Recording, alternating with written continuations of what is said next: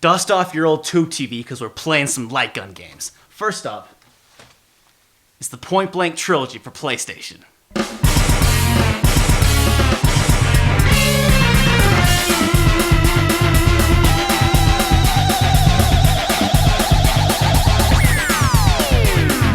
The Point Blank games are all about fun. They are an incredibly solid, silly, non-violent series of games that isn't afraid to get pretty dumb. And that's why they're awesome.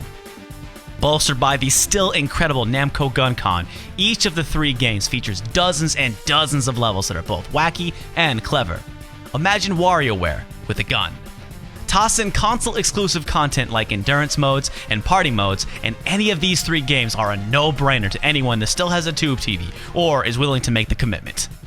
Time Crisis on PlayStation is still an incredible port, but that standard type of light gun game isn't an experience that's difficult to track down. Point Blank, save for any shovelware on the Wii, remains a series of shooters unlike any other, and is yet another series that, despite standing the test of time, has been ignored for almost a decade. Have you ever wanted to play a light gun game where you could just dump with unlimited ammo? How about Shooting Ninjas? No, not dumb enough. Cardboard cutout ninjas. Plus piranhas, skeletons, UFOs, asteroids, pirates. God, it's fucking dumb. I love it. They even find time to throw in a handful of other Namco properties like Klonoa and our friend the Terror Mask in Splatterhouse. Arcade mode takes 16 levels at random, an entire run of which takes about 7 minutes to complete. Levels pull from an incredible library, parts 1 and 2 boasting over 70 levels, part 3 80 plus.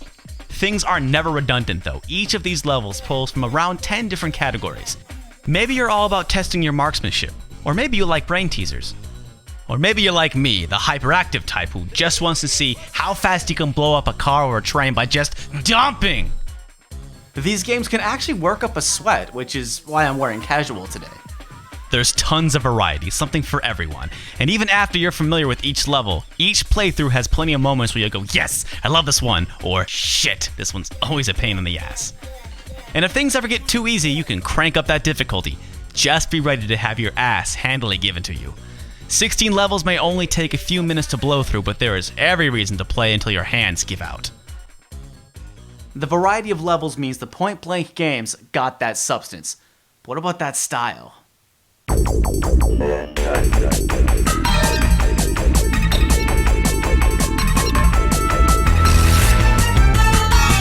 Point Blank is wacky, but not severely Japanese wacky. Don't take my WarioWare analogy I mentioned earlier too far.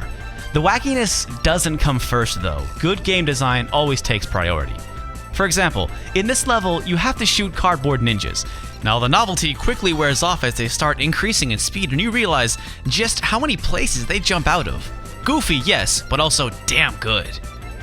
A problem with the WarioWare games is at times there's too much creativity. Sometimes you need to fail a level before you have any idea what you're supposed to do.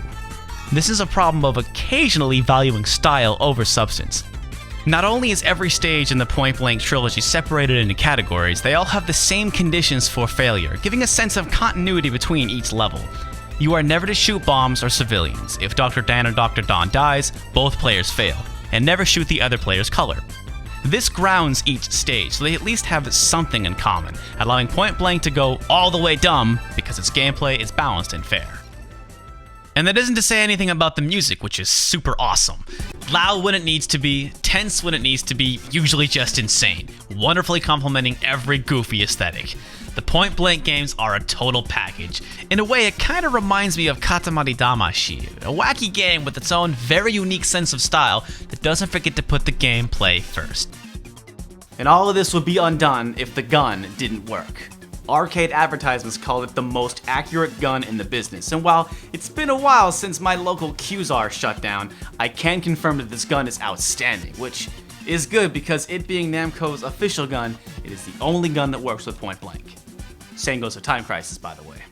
When I dusted off my gun con for this review, it took me a couple of tries to get the calibration right. I recommend a chair that doesn't swivel, but once you get things situated, you can blame only yourself for shitty shooting. I cannot imagine playing these games with a controller. You've got to make the commitment and purchase a gun con to truly enjoy the Point Blank games. Style, substance, and just plain fun. The Point Blank games for the PlayStation might be the best set of games I've yet discussed. And its place in history is actually kind of weird. Point Blank came out at the wrong place at the wrong time, but still ended up just fine. Point Blank debuted in the arcades in '94, the same year Yu Suzuki's Virtua Cop rewrote the book on light gun shooters. Flat, two-dimensional hits like T2 and Lethal Enforcer were old hats.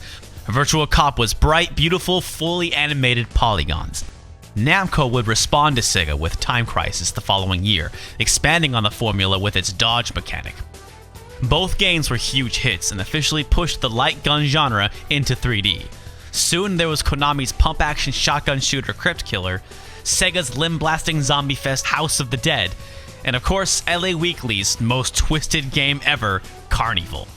Point Blank was never a part of this trend, so when it came to the PlayStation 3 years later in '97, it was still unique and brilliant.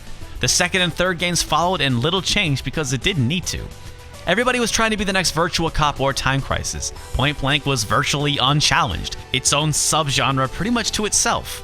Despite this, Point Blank never rested on its laurels, though it was never more ambitious than it needed to be. Now this is the part of the video where I tell you which one of these games is the best, and I had originally written about how each one had their little shortcomings, but then I realized how little it mattered, which is why I've been making broad statements throughout this whole review. Namco's if it ain't broke, don't fix it mentality was the proper way to approach this trilogy. Each game's non-arcade campaigns are kinda lame, but still nice additions. Each game has a couple of shitty levels or redundant levels, but the core experience in each game is great. In any three games, arcade mode is always varied, always challenging, always fun. And actually, all three games are pretty cheap by themselves. They've never been re-released, which is a shame because like all light gun games, you gotta have an old-fashioned CRT tube TV. But after you've got yourself a proper television and a gun con, buy whichever three you can find the cheapest. Any game will do. Now if you want to dip into the import scene, all three, plus Time Crisis, were all bundled together for the PlayStation 2 in Japan. Fuck was I pissed when I discovered this. It's like the deal of the century, God! Lastly, I talk a lot about games my European friends have never had the chance to play, like Earthbound for instance. Well, my European friends, if you're on the prowl for some Point Blank, keep your eyes peeled for Rescue Shot and Ghoul Panic.